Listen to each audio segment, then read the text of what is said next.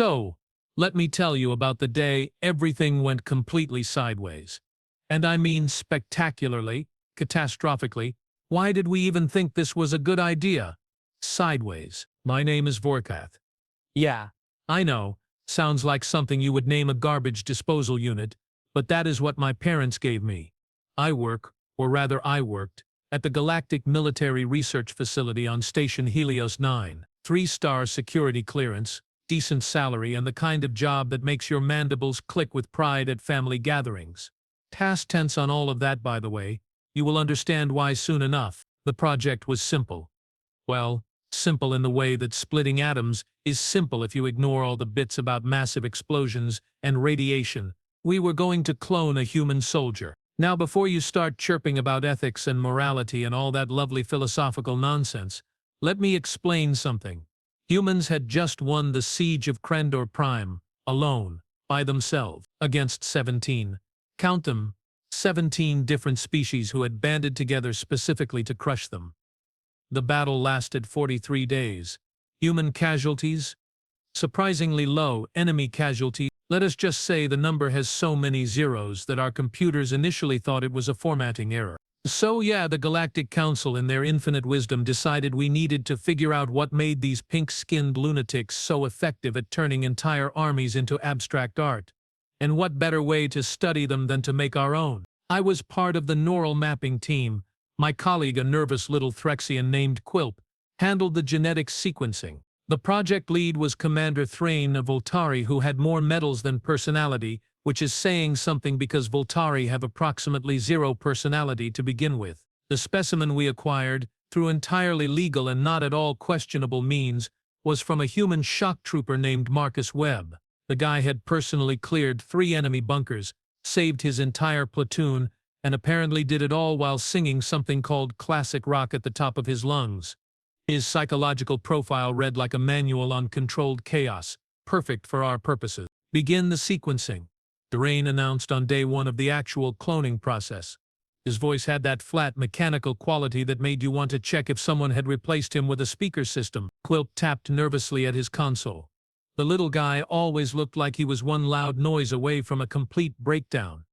Sir, the human genetic code is remarkably complex.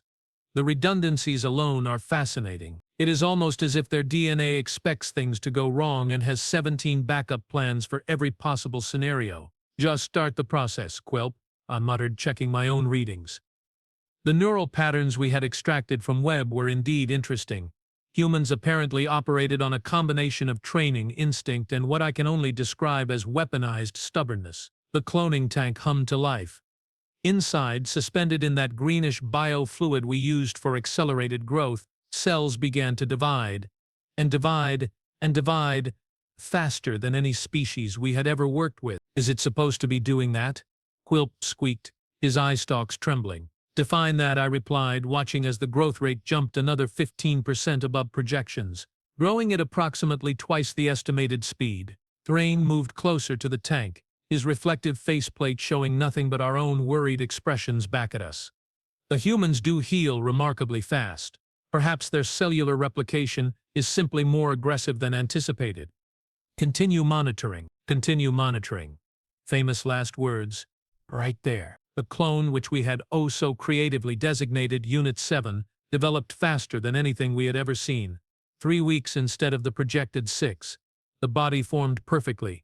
Muscular structure, skeletal density, neural pathways, everything matched our baseline from Marcus Webb, right down to a small scar on the left eyebrow from what the original's file said was a disagreement involving a bar, a dartboard, and severely questionable decisions. Initiating consciousness sequence, Quilp announced, his voice doing that thing where it goes up 3 octaves when he is terrified. Neural pathways are integrating with the cloned brain tissue. Synaptic responses are, oh stars, they are operating at 140% of what we mapped from the original. Explain, Thrain demanded. I was already pulling up the data. The clone is not just copying the neural patterns, it is optimizing them. The human brain apparently has massive unused capacity, and the accelerated growth process is, well, using it. Is that a problem? Thrain asked. I looked at Quilp. Quilp looked at me. We both looked at Thrain, We are about to find out, I said. The clone's eyes opened. Human eyes are weird, okay? Most species have sensible eyes. Nice, solid colors. Maybe some patterns. Professional looking.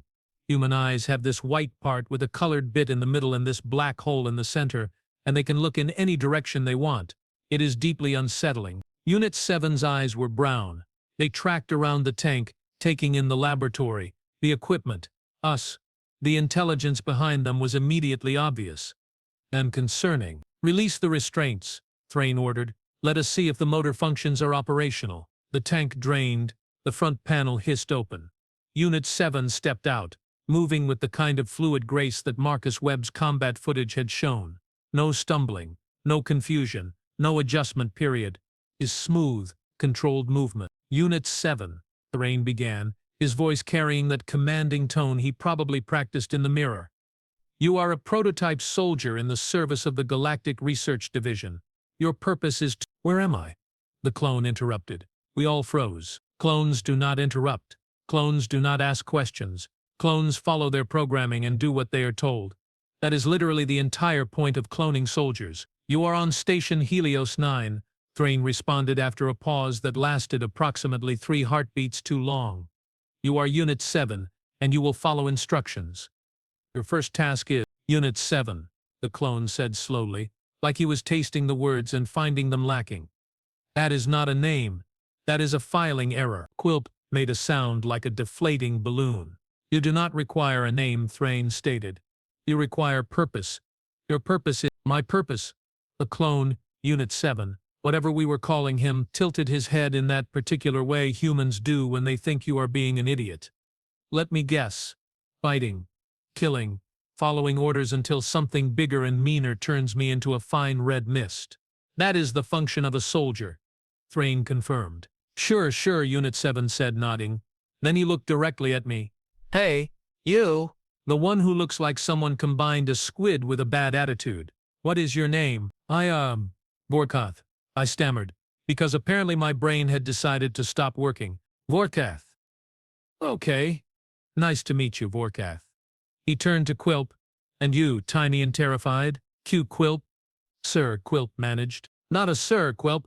Just a guy who woke up in a tank 5 minutes ago with zero context and a bunch of military types trying to assign me a number. He looked back at Thrain. So here is my question, Commander. If I am supposed to be a soldier, and soldiers are supposed to have discipline and follow orders and all that fun stuff, why did you build me with enough brainpower to question this entire setup? Thrain's mandibles twitched. In Voltari, that is the equivalent of a full-blown panic attack. The neural patterns were copied exactly from Marcus Webb. Yeah, I know. Unit 7 interrupted again. I have his memories. All of them. Including the part where he specifically signed documents stating his genetic material could not be used for military cloning. So, we are already starting on shaky legal ground here. I wanted to ask how he knew that. The memory transfer should have been selective. We specifically filtered out anything that might cause, well, exactly this kind of problem. The memories were supposed to be limited to combat experience and tactical knowledge, I said, checking my console frantically. Personal memories, ethical frameworks, individual personality traits, those were all supposed to be excluded from the neural mapping. Unit 7 smiled. It was not a nice smile. It was the kind of smile a predator gives right before it reminds you that you are made of meat. Yeah, well, here is something about human brains that your fancy equipment probably did not account for, he said, tapping his temple. Everything is connected. You cannot copy the combat experience without copying the reasons behind the combat. You cannot copy tactical knowledge without copying the ethical framework that determines when to use that knowledge.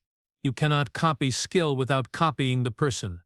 And Marcus Webb, he was very much a person. This is unacceptable, Thrain declared, reaching for his communication device. Security, we have a containment issue in Lab 7. Send Unit 7 move. Fast. Really fast. One moment he was standing in front of the tank, having a philosophical discussion. The next moment, Thrain's communication device was sailing across the room, sparking as it hit the wall, and Unit 7 was back in his original position like nothing had happened. Now that was rude, Unit 7 said calmly. I was in the middle of making a point. Do you usually interrupt people when they are talking, or is that just a Voltari thing? Thrain did something I had never seen a Voltari do before. He took a step backward. "What do you want?" Thrain asked, and his voice was no longer flat and commanding. It was careful, cautious. "I told you already," Unit 7 replied. "A name, not a designation, not a number. A name, because if you want me to be a person, then treat me like one, and if you do not want me to be a person, then you should not have built me with a person's brain." Quilp, bless his tiny nervous heart, actually spoke up. We could call you Marcus. Since that is technically who you are." "I am not Marcus," Unit 7 said, and there was something sad in his voice. "Marcus Webb lived a whole life, had friends, family, experiences that made him who he was. I have his memories, yeah, but I did not live them. I am, what do you call it, a copy, and a copy is not the original. So no, not Marcus." "Then what?" I asked, genuinely curious now. He thought about it for a moment, looking around the lab. His eyes settled on a data screen showing our project designation. "Webb," he said finally. "You can call me Webb. Different enough to be my own thing, close enough to honor where I came from. That work for everyone?" "That works," I said before Thrain could object. "Hello, Webb. Welcome to consciousness. Sorry about the existential crisis right out of the gate." Webb laughed. Actual, genuine laughter. "Yeah, well, at least you are being honest about it. So, Webb, it is. Now shall we talk about what happens next? Because I have some thoughts on this whole BR super soldier plan you have going on." Thrain had recovered some of his composure. "You were created for a purpose. That purpose will be fulfilled." "Created, sure," Webb agreed, "but slavery went out of style a few thousand years ago in most civilized societies. I am a sentient being. I have thoughts, feelings, and the operational capacity to turn this entire station into modern art if anyone tries to force me into something I do not agree with. So maybe, and this is just a suggestion, we approach this like adults." "You are threatening us," Thrain stated. "I am establishing boundaries," Webb corrected. "Big difference. Look, I understand you spent a lot of resources making me. I get that there is probably a whole committee of important people who want results. But here is the thing about humans, and I know this because I literally have decades of human experience in my head. We do not respond well to being told we are property." Quilp was frantically typing on his console, probably documenting every word for the inevitable tribunal. I just stood there, watching this perfect clone of humanity's finest soldier negotiate his own terms of existence approximately 10 minutes after gaining consciousness. "What do you propose?" I asked, because clearly someone needed to actually engage with the situation instead of just standing around looking shocked. Webb grinned at me. "See? Vorkath gets it. Okay, here is my offer. I will help you. I will train your soldiers, share combat knowledge, even go on missions if they are for good reasons. But I am not a slave, I am not a weapon, and I am not Unit 7. I am Webb, and if we are going to work together, we do it as colleagues, not master and creation." "The Council will never agree to this," Thrain said. "Then the Council is going to have a really awkward conversation about why their expensive cloning project produced a sentient being with free will and a strong opinion about workers' rights," Webb replied. "Plus, and this is important, I know exactly how your security systems work. Marcus Webb helped design some of them. So keeping me locked up is going to be significantly harder than just treating me like a person." It was at this exact moment that alarms started blaring. Red lights flashed. The computer system started announcing in that calm, utterly infuriating voice that emergency protocols were being initiated. "What did you do?" Thrain demanded. Webb held up his hands innocently. "Nothing. I have been standing right here, having a civilized conversation." I checked my console. My mandibles went stiff with shock. Station lockdown. Someone triggered the emergency containment protocols. All labs are being sealed. Security teams are being deployed to every research section. Someone reported the containment breach. Quilp whispered, his eye stalks drooping with fear. "We are going to be in so much trouble." "Not we," Thrain said coldly. "The project is the problem. Unit 7 is the problem." "Still going with Unit 7, huh?" Webb sighed. "Okay, look, new plan. How about we all stay calm, explain to whoever is coming that everything is under control, and avoid anyone getting hurt." The lab doors hissed open. Security guards poured in, weapons raised, 14 of them all armed with plasma rifles, all trained on Webb. "Step away from the research staff," the lead guard ordered. He was a Kronar, big armored and carrying enough firepower to level a small building. "Unit 7, you are to be subdued and returned to containment immediately." Webb looked at the guards, then at us, then back at the guards. "This feels like a great opportunity for everyone to make a terrible decision," he observed. "How about we skip that part?" "Last warning," the Kronar guard growled. "Compliance or we use force." "Force," Webb repeated, as if testing the word against an unarmed clone who has done literally nothing except ask for basic dignity. "Yeah, that is going to look great in the report. Now," the guard shouted. They fired, all 14 of them at once, filling the lab with enough plasma to melt through reinforced steel. Webb was not there anymore. I could barely track the movement. One instant, standing still. The next he was behind the first guard, using the guy's own body as a shield against his colleague's fire. The rifle was in Webb's hands now. He fired twice, precise shots that hit weapons instead of guards, melting plasma rifles into useless slag. "Stop shooting your own people," Webb yelled, moving again, disarming 3 more guards in the time it took me to blink. This is exactly what I was trying to avoid. A guard tried to tackle him. Webb sidestepped, redirected the momentum, and sent the guard rolling harmlessly into a storage container. Another one came at him with a stun baton. Webb grabbed the baton mid-swing, twisted it out of the guard's grip, and tossed it across the room. "I do not want to hurt anyone," Webb shouted over the chaos. "Can we please just talk about this?" 14 highly trained security guards. 14. They did not stand a chance. In less than 30 seconds, every single one of them was disarmed, immobilized, or sitting on the floor wondering how their day had gone so completely wrong. Not a single guard was seriously injured. Bruised egos. Definitely. Bruised bodies. A little. But alive and intact. Webb stood in the center of the lab, breathing hard, surrounded by unconscious or groaning guards. "See," he said, looking at Thrain. "I could have killed them, easily. But I did not. Because unlike what you apparently think, I am not a mindless weapon. I am a person who understands consequences and makes choices." Thrain stared at the scene. His mandibles clicked rapidly, a sign of deep distress in Voltari. "The Council will never allow this," he said quietly. "Then I guess the Council better get comfortable with having a very problematic clone on their hands," Webb replied, "because I am not going back in the tank. I am not going to be your obedient little soldier, and I am definitely not going to be Unit 7. More alarms, more security teams inbound." The situation was spiraling into something that no amount of protocol could fix. And me?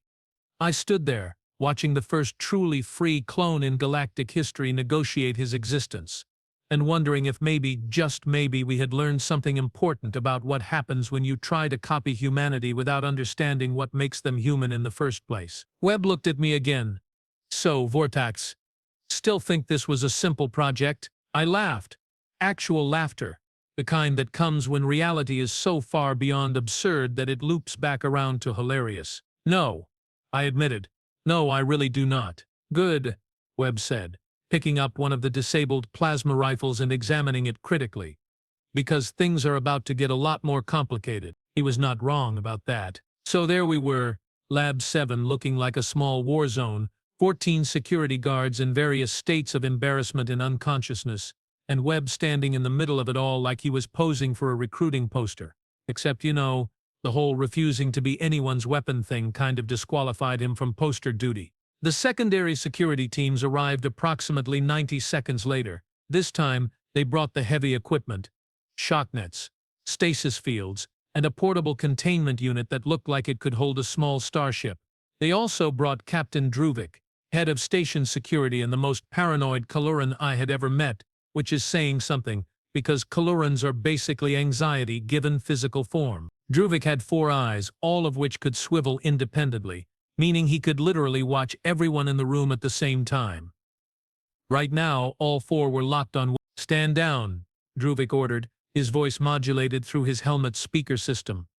"You are in violation of approximately 47 station regulations, including assault on security personnel, destruction of property, and an unauthorized consciousness." "Unauthorized consciousness," Webb repeated, shaking his head. "That is a new one. What is next?" "Unauthorized breathing." Illegal existence? Look, Captain, I would love to stand down. Really, I would. But your people keep shooting at me and I have this instinct about being shot at. Specifically, the instinct that says, do not let it happen. The research team will answer for this breach, Druvik said, glancing briefly at Thrain. Commander, you assured the Council that the clone would be compliant. The clone was supposed to have limited cognitive function, Thrain replied, his voice tight. Something went wrong with the neural mapping. Nothing went wrong, I interjected, pulling up my data on the portable console. The neural mapping worked perfectly. Too perfectly. Human brains are adaptable in ways we did not account for. The clone did not just receive Webb's memories, he integrated them, optimized them, and developed full sentience in the process. Webb gave me a little nod of appreciation. Thanks, Vorkath.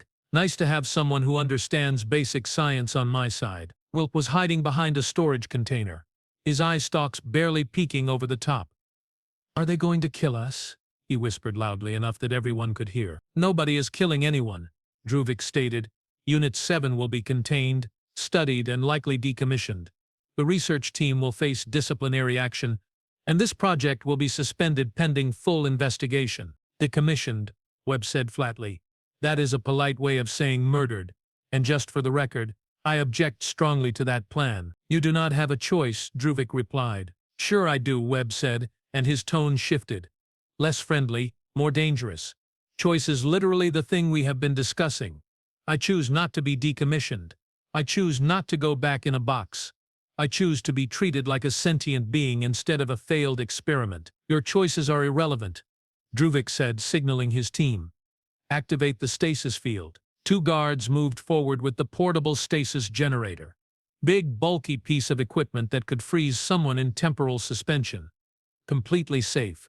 Completely effective, completely impossible to resist once activated. Webb looked at the device, then at the guards, then at me. Vorkath, he said calmly, how much of Marcus Webb's technical knowledge do you think transferred during the cloning process? All of it, I replied, suddenly understanding where he was going with this.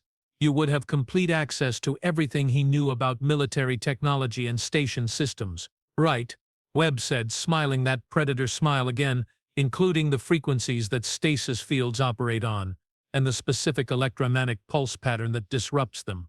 Funny thing about human military training. We learn how to break our own equipment, just in case the enemy captures it. The guards activated the stasis field. Blue light enveloped Webb, the familiar hum of temporal suspension filling the lab. For exactly 2 seconds, Webb froze in place. Then the stasis generator exploded, not violently. More like it gave up on life and decided to become very expensive scrap metal. Sparks flew, the blue light flickered out, and Webb stood there completely unaffected, holding a small piece of equipment he must have grabbed from one of the disabled guards. Improvised electromagnetic pulse generator, Webb explained, tossing the device aside. Made it from a plasma rifle power cell and some wiring while we were all chatting. Human soldiers learn to improvise. A design of our thing. Druvik's 4 eyes all widened simultaneously. All units, fall back to defensive positions. Activate Level 7 containment protocols. Oh, come on, Webb sighed. Level 7? That is the one where you vent the entire lab section into space, right? Seems excessive. You are too dangerous to remain active, Druvik said, already backing toward the door. If containment is impossible, then elimination is the only option. Captain, I said, stepping forward despite every survival instinct screaming at me to run, if you vent this section, you will kill everyone in this room, including us. And Webb has done nothing except defend himself against people trying to imprison or kill him. Acceptable losses, Druvik replied coldly. The Council's directive is clear. This experiment cannot be allowed to continue. Quilp made a sound like a dying engine. I do not want to be an acceptable loss. Nobody is dying today, Webb announced, his voice carrying absolute certainty. New plan, we are leaving. All of us. Right now. The lab is sealed, Druvik stated. You have nowhere to go. Webb walked over to the wall and placed his hand on a particular section of paneling. Marcus Webb spent 3 months on this station as a security consultant. He memorized the entire layout, including all the maintenance tunnels, emergency access points, and definitely not supposed to be their shortcuts that maintenance crews use to avoid walking 5 kilometers to reach a section that is technically only 50 meters away. He pressed something. A section of the wall slid open, revealing a narrow maintenance corridor. "How did you?" Druvik started. "Know about that?" Webb finished. "Because humans pay attention. We notice things, we remember them. And we share information with our clones. Apparently. So, Vorkath, Quilp, you coming? Or would you prefer to explain to the Council why their expensive project just got spaced?" I looked at Quilp. Quilp looked at me. We both looked at Thrain. "Do not," Thrain warned. "If you assist the clone, you will be charged with treason. And if we stay, we get vented into space," I pointed out. Not really seeing the downside of option 1 here, Quilp scurried toward the maintenance tunnel. "I am too young to be an acceptable loss." I followed, because apparently my career was over anyway, and I preferred to be alive and unemployed rather than dead and technically still on the payroll. Webb waited until we were through, then looked back at Druvik. "Captain, I am sorry about this. Really, I am, but I am not dying today. Tell the Council that if they want to talk, like civilized beings, I am willing to negotiate. But if they want to keep trying to kill me, they should know that Marcus Webb survived 17 different species trying to murder him. I have all his skills and none of his reasons to hold back." Then he hit another panel, and the wall sealed shut behind us. The maintenance tunnel was dark, narrow, and smelled like recycled air mixed with industrial lubricant. Not pleasant, but better than sudden decompression. "Where are we going?" Quilp asked, his voice echoing in the confined space. "Docking Bay 12, Webb replied, moving through the tunnel like he had done this 1,000 times. "There is a cargo hauler scheduled to depart in 20 minutes. We are going to be on it." "That is theft," I said, following him through a junction. "That is survival," Webb corrected. "Also, technically, can you steal something if you are not legally recognized as existing? Philosophical question for later." We moved through the tunnel system, taking turns that I would never have found on my own. Webb navigated with absolute confidence, occasionally stopping to listen at access panels or check junction markers. "How do you know where you are going?" Quilp whispered. "These tunnels are not on any standard maps. They are on the maintenance crew maps." Webb said. "Marcus Webb befriended a maintenance supervisor named Krell, bought him drinks, listened to his complaints about management, learned all about the secret shortcuts. Humans are social creatures. We build networks. And those networks give us information. Strategic relationship building," I murmured. "Even in casual social situations, humans are gathering intelligence. We call it making friends," Webb replied. "But sure, your version sounds more ominous." We reached an access hatch. Webb pressed his ear against it, listening. Apparently satisfied, he opened it carefully. We emerged in a storage room near the docking bay, hidden behind stacks of supply containers. "Wait here," Webb instructed. "I need to check if the hauler is clear." "And if it is not?" I asked. "Then I improvise," Webb said with a shrug. "Again, kind of our thing." He disappeared into the maze of containers. Quilp and I crouched in the shadows, listening to the sounds of the docking bay beyond. Ships arriving, cargo being loaded, the general chaos of a busy station trying to pretend that there was not an unauthorized clone on the loose. "Vorkath," Quilp said quietly, "are we making a terrible mistake?" "Almost certainly," I admitted. "But staying would have been a fatal mistake, so this feels like an improvement." "What if they catch us?" Then we explained that we were hostages, forced to cooperate by a dangerous clone, which is technically true from a certain point of view. "Is it true?" Quilp asked. I thought about it. About Webb asking for a name instead of orders. About him disarming guards without killing them. About him giving us a choice to come with him instead of forcing us. "No," I said finally. "No, I do not think it is." Webb reappeared, moving silently despite his size. "Hauler is clear. Crew is loading the last cargo containers. We have a 5-minute window to get on board and hide before they do a final inspection." "What is the hauler carrying?" I asked. "Medical supplies bound for the frontier colonies," Webb replied. "No one is going to inspect medical supplies too closely. Too much regulation. Too much paperwork. We will be uncomfortable, but we will be off the station." We moved through the docking bay, staying low, using the cargo containers as cover. Security teams were everywhere, searching, scanning, looking increasingly frustrated. Apparently one unauthorized clone was harder to find than anticipated. The hauler was a standard cargo vessel. Nothing fancy, just a big metal box with engines and a crew of 3. Webb led us to the cargo ramp, waited for the loading crew to take a break, and ushered us inside. The cargo hold was packed with containers, all sealed and labeled with medical symbols. Webb found a space near the back, behind some large containers of what the labels claimed was emergency surgical equipment. "Get comfortable," he said. "This is going to be a long trip." "Where are we going?" Quilp asked. "Away from here," Webb replied. "After that we figure it out as we go." The ship's engines started warming up. Through the hull we could hear the docking clamps releasing, the systems cycling through departure protocols. And then we heard the announcement. "Attention all ships. Station Helios 9 is implementing immediate lockdown. No vessels are cleared for departure. All ships currently in departure sequence are ordered to return to their docking berths immediately." Webb cursed. Actually cursed. A string of human profanity that I did not recognize but definitely understood the sentiment of. "They are locking down the entire station," I said unnecessarily. "They cannot do that," Webb muttered. "There are commerce regulations, shipping schedules, contracts. They can do it if they declare a security emergency."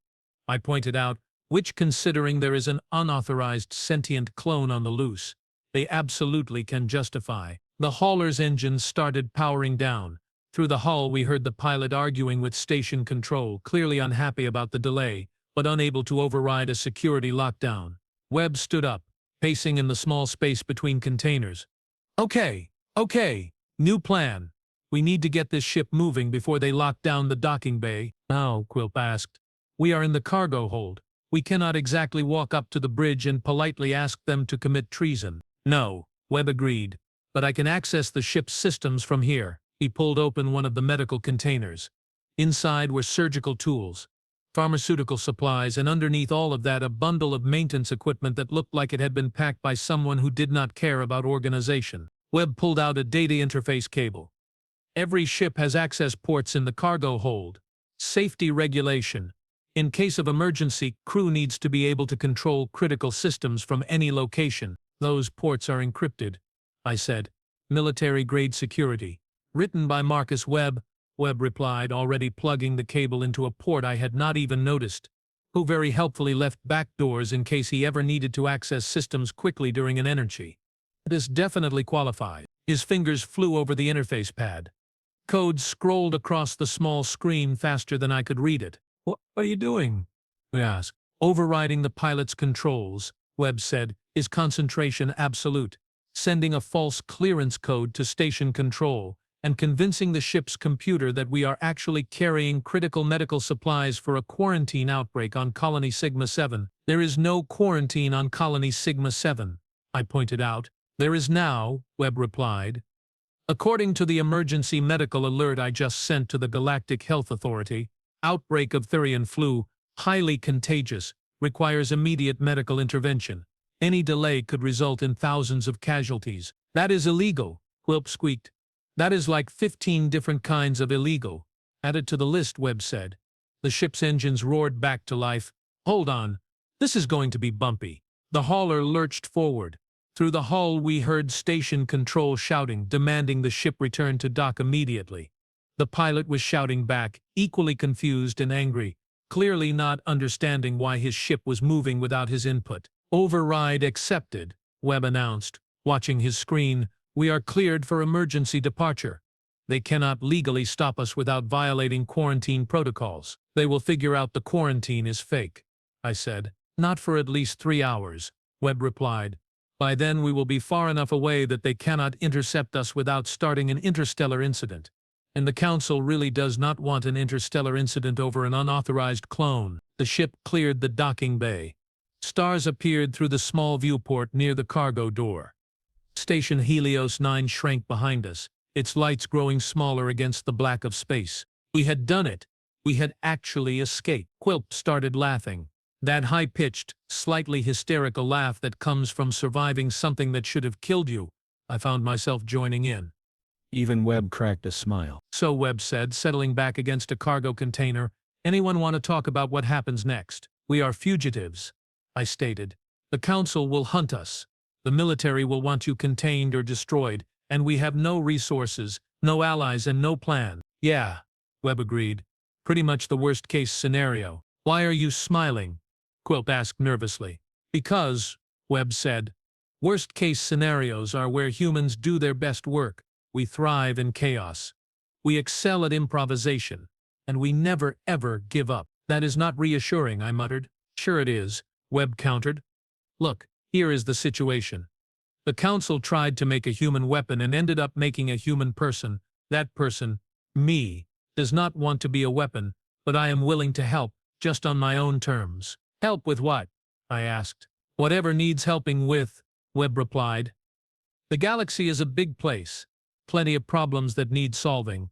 Plenty of people who need someone with my particular skill set. We just need to find them. You want to be a mercenary, I said slowly. I want to be helpful, Webb corrected. On my terms, for causes I believe in. That is not being a mercenary. That is being, I do not know, a freelance problem solver. The Council will never stop looking for you, Quilp pointed out. They invested too much in this project. Then they are going to be disappointed, Webb said, because I am not going back. I am not being Unit 7. I am Webb, and I am going to live my life the way I choose. The ship's intercom crackled to life. The pilot's voice, angry and confused, demanded to know if anyone was in the cargo hold messing with his systems. Time to have a conversation with the crew, Webb said, standing up. Wish me luck. What are you going to tell them?